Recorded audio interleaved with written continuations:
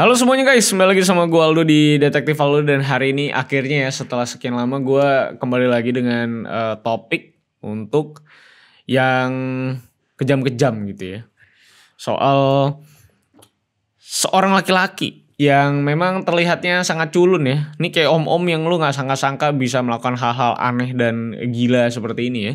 Ini adalah Peter Norris Dupas. Seseorang yang terobsesi sama dunianya sendiri, ditangkap berkali-kali dan melakukan perilaku-perilaku yang sangat mengerikan gitu. Dan untungnya ini orang juga udah ketangkep ya. Tapi kita akan lihat bagaimana kengerian orang ini yang berawal juga dari dibully juga, yang akhirnya melahirkan sebuah produk yang sangat mengerikan bernama Peter Norris Dupas ini. Bagaimana kasusnya? Mari kita bahas and let's begin the case guys. I lost myself. I waited still for a glimmer to arrive. I know it will. Peter Norris Dupas atau Peter Dupas ini tuh adalah seorang pria berkebangsaan Australia yang lahir di Sydney, Australia pada tanggal 6 Juli 1953. Nah, Peter ini lahir dari sebuah keluarga yang bisa dibilang biasa aja. Dan kebetulan dia juga adalah anak ketiga yang dimana kedua kakaknya itu udah jauh banget lebih tua dari dia. Jadi cukup junior sekali ya anak ini ya. Dan sebagai anak bungsu yang lahir saat orang tuanya juga sudah cukup tua, bisa dibilang si Peter ini tuh ya dimanja banget lah sama orang tuanya karena kan masih kecil banget gitu. Karena mungkin kan karena di umur yang udah tua dan punya anak lagi rasanya orang tuanya Peter tuh merasa kayak jadi punya cucu gitu kan. Jadi intinya dimanja banget lah si Peter ini. Nah walaupun si Peter ini udah dimanja banget sama orang tuanya di rumah, tapi secara realita dia itu nggak dapat perlakuan yang sama waktu dia mulai bersekolah. Karena secara intelektual dia ini ternyata bisa dibilang cukup tertinggal sama teman-teman seumurannya. Atau bisa dibilang agak terbelakang sedikit lah. Dan karena di tahun 60-an tuh guru-guru atau pengajar juga masih keras banget cara ngajarnya dan gak peduli juga sama siapa yang lebih terbelakang dan bagaimana potensi anak segala macem gitu ya. Beda sama seperti sekarang. Makanya dua faktor ini bikin dia akhirnya ngedown banget. Kalau dia gak bisa ngikutin pelajaran dengan baik. Akhirnya secara mental dan kepribadian pun ya jadi depresi ini anak gitu. Karena merasa bodoh gitu kan. Dan gak sampai di situ aja karena selain guru-gurunya pada galak banget sama dia karena si Peter ini bodoh gitu ya. Si Peter ini juga dibully sama teman-temannya yang ada di sekolah. Karena ya badannya tuh cukup obesitas lah dan penampilannya itu bisa dibilang culun banget. Sampai-sampai dia dikasih julukan Pugsley, seorang karakter fiksi dengan badan gemuk yang suka muncul di TV show Amerika. Jadi bisa dibilang si Peter ini tuh ngerasain perbedaan yang jauh banget waktu dia ada di rumah dan juga waktu dia bersekolah. Karena di rumah dia disayang banget, di sekolah dia dibully dan dibenci banget. Karena di satu sisi dia tuh memang bisa dibilang super duper dimanja sama orang tuanya gitu. Dan ternyata di sekolah dia dibully habis-habisan, dia merasa dia tidak bisa menerima realita itu gitu. Dan akhirnya dia merasa diri dia tuh sangat-sangat bodoh sekali gitu. Nah walaupun dia di sekolah diperlakuin kayak gitu, tapi tetangga-tetangganya justru memang masih memanjakan dia juga. Dan menganggap si Peter ini tuh kayak anak kecil yang culun aja. Karena memang gaya pakaiannya dia yang memang cukup culun lah bisa dibilang. Makanya kalau datang ke rumah tetangga gitu ya, dia tuh selalu dibolehin masuk buat sekedar berkunjung ataupun minta makanan. Karena tetangganya pada sayang lah sama dia. Karena memang perawakannya cukup polos gitu. Walaupun waktu itu dia tuh sebenarnya udah gak kecil-kecil banget umurnya. Tapi ya tetangga-tetangganya masih merasa bahwa Peter ini adalah anak kecil gitu. Nah lalu semuanya itu bermula pada tanggal 3 Oktober 1968. Peter ini berkunjung ke rumah tetangganya. Waktu itu dia tuh bilang kalau dia mau minjem sebuah pisau dapur buat motong sayuran sama ngupas kentang katanya. Dan karena memang udah biasa main ke rumah tetangga dan tetangga merasa bahwa Peter ini anak yang polos dan baik, makanya dikasih langsung sama tetangganya pisau tersebut. Tapi bukannya ngebawa pulang pisau tersebut ya, Peter ini malah langsung melakukan yang namanya penyerangan ke tangan, perut dan bahkan lehernya. Ke tetangga yang minjem pisau ini. Dan sebanyak berkali-kali bisa dibilang. Tapi beruntungnya tetangga Peter ini tuh masih bisa ngelawan dan kabur ke rumah sakit. Buat langsung dapetin penanganan darurat. Dan juga langsung ngelaporin hal yang tidak masuk akal bagi tetangga tersebut ke polisi. Karena tetangga itu kan bisa dibilang Nggak ngerti juga kenapa Peter tiba-tiba kayak gitu. Padahal dia kenalnya tuh Peter tuh orang baik gitu kan. Dan setelah laporan tersebut masuk, Peter itu langsung ditangkap di rumahnya. Langsung dimintai keterangan sama polisi. Tapi waktu dimintain keterangan sama polisi, Peter cuma bilang kalau dia tuh punya perasaan pengen banget aja gitu nusuk orang gitu. Dan katanya dia sama sekali nggak bisa menahan nafsu tersebut gitu. Lalu karena umurnya yang juga masih remaja kala itu, polisi ngerasa kalau dia mungkin masih labil dan punya kelainan kejiwaan. Makanya terjadi aksi tersebut. Jadi Peter akhirnya dimasukkan ke dalam rumah sakit jiwa Larundel. Di sana dia itu menjalani masa percobaan selama 18 bulan. Tapi akhirnya dipulangkan setelah 2 minggu dan lanjut buat rawat jalan di rumah karena progresnya cukup positif pada saat itu. Nah, 6 tahun setelah kejadian tersebut, bukannya menjadi stabil secara emosi dan kejiwaan gitu ya. Ini orang tuh bisa dibilang malah tambah sakit gitu secara jiwanya ya.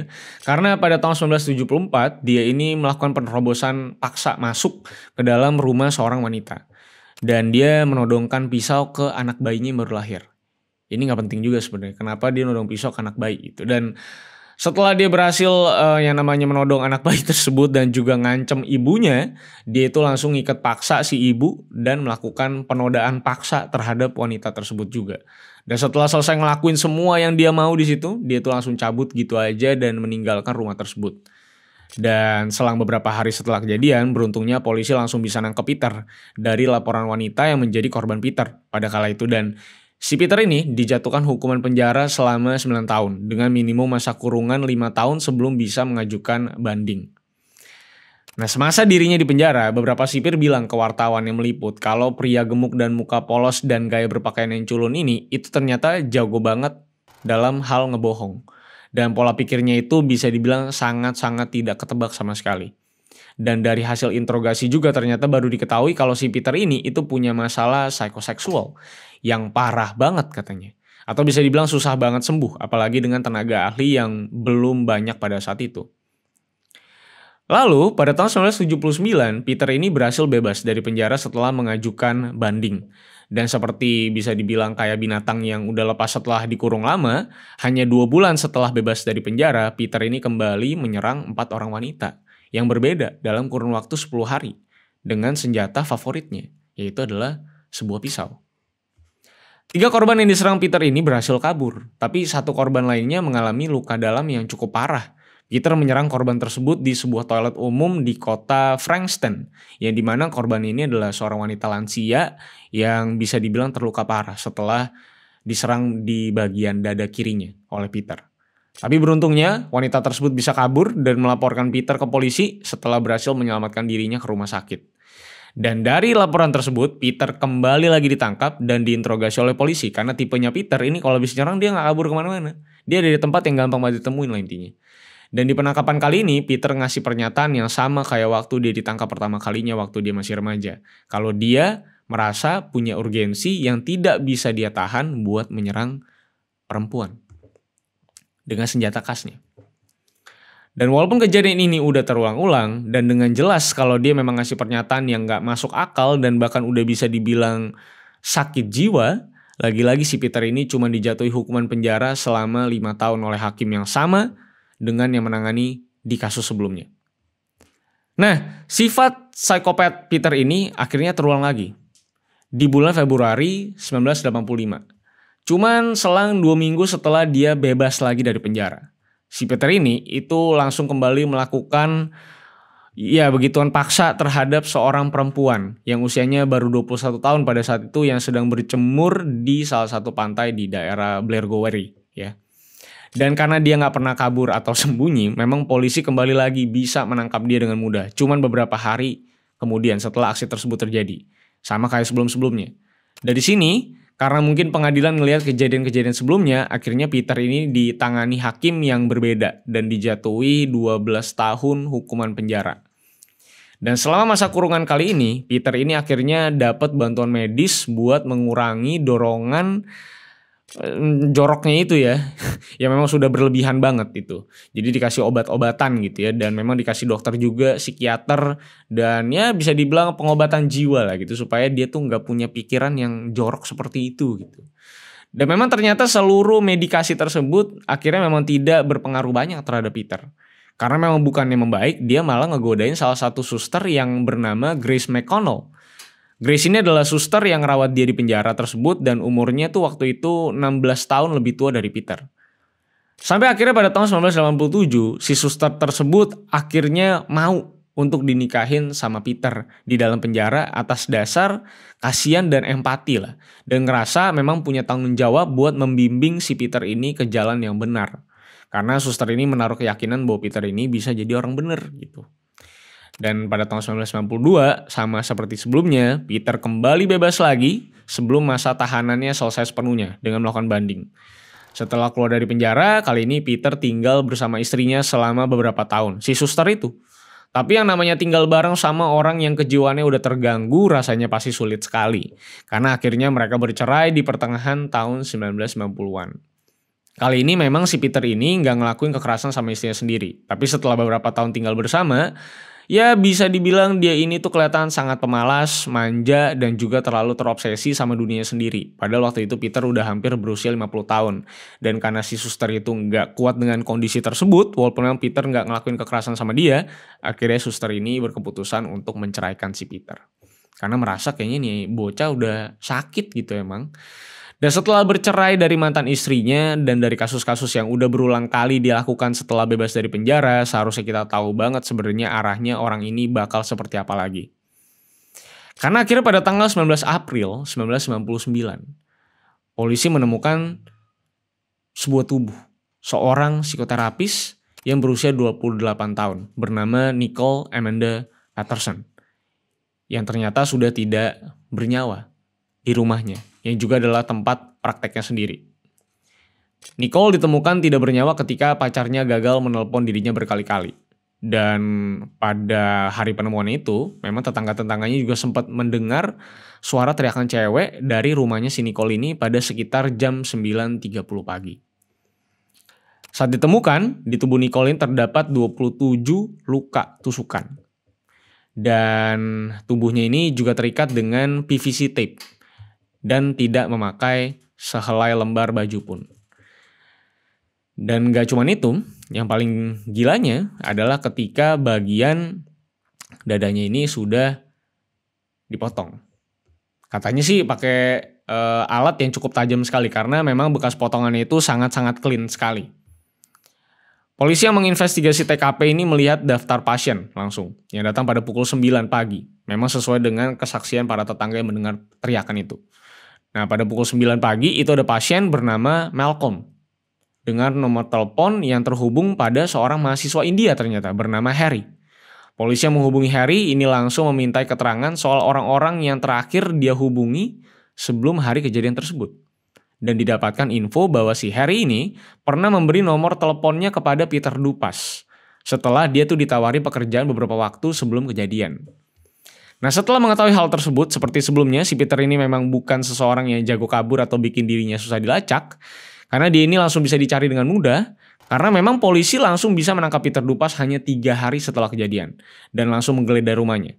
Dan benar aja, di rumahnya polisi langsung menemukan ada PVC tape yang sama dengan yang terikat di tubuhnya Nicole, baju yang memang sudah berlumuran darah sekali gitu ya, dan potongan koran yang berisikan berita soal si Nicole. Dan juga sebuah brosur iklan dari klinik psikoterapi Nicole. Maka dari itu, pada tanggal 22 Agustus 2000, Peter Dupas ini terbukti bersalah dan pasien bernama Malcolm ini betul adalah dirinya. Jadi itu cuma code name yang dia taruh di rumah prakteknya Nicole. Dan kali ini akhirnya pengadilan Australia menjatuhi hukuman seumur hidup tanpa kemungkinan bebas sama sekali kepada Peter Dupas untuk menghindari aksi-aksi seperti ini di kemudian hari.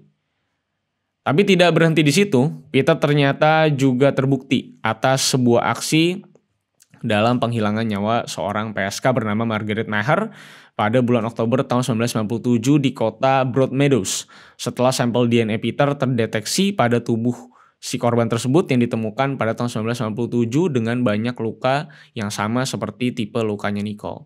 Dan bagian dada kirinya juga memang sudah tidak ada dan dimasukkan ke mulutnya sendiri. Aduh, gokil banget. Dan pada tahun yang sama Peter Dupas juga terbukti menghilangkan nyawa seorang perempuan juga berusia 25 tahun yang bernama Mercy Nahal Vagis saat dirinya sedang mengunjungi makam neneknya di pemakaman Faulkner pada tahun 1997. Tubuhnya Mersina ini ditemukan pada tanggal 5 November 1957 pada sebuah liang kubur kosong yang jaraknya hanya beberapa meter dari kuburan neneknya. Tragis banget ya.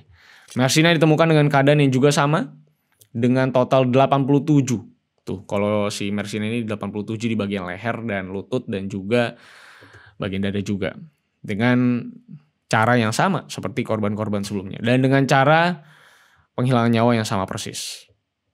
Dan Peter juga dinyatakan bersalah atas penghilangan nyawa Mersina ini selama proses persidangan. Dan sampai saat ini si Peter Dupas ini masih mendekap di penjara tanpa memungkinkan dia untuk bisa mengajukan banding. Dan bisa dibilang memang kasihan sekali para korban-korbannya yang bisa dibilang ya ini adalah sebuah kelalaian dari penegak hukum di sana yang terlambat sadar kalau memang si Peter ini emang nggak bisa sembuh dari penyakit mentalnya dia dan harusnya sejak awal udah harus dikonten dan tidak dibebaskan lagi. Tapi polisi dan hakim malah membebaskan terus bahkan memberikan dia kemungkinan untuk banding dan bisa bebas lebih awal. Dan akhirnya jadi lebih banyak sekali korban-korban di luar sana. Itulah dia cerita soal Peter Dupas. Seseorang yang bisa dibilang cukup mengerikan sekali. Produk hasil bulian. Tipenya jadi kayak gitu. Jadi hati-hati aja kalau pada ngebully orang karena kita tidak pernah tahu ya output atau hasilnya yang akan terjadi di orang kita bully tersebut seperti apa. Karena Peter Dupas ini adalah salah satu produk nyata dari sebuah bully yang akhirnya menyerang mental dan akhirnya jadi seperti ini. So sampai jumpa di video selanjutnya karena masih banyak kasus-kasus menarik yang bisa kita bahas dan kita kupas. See you on the next case, guys. I lost myself. I waited still for a glimmer to arrive. I know it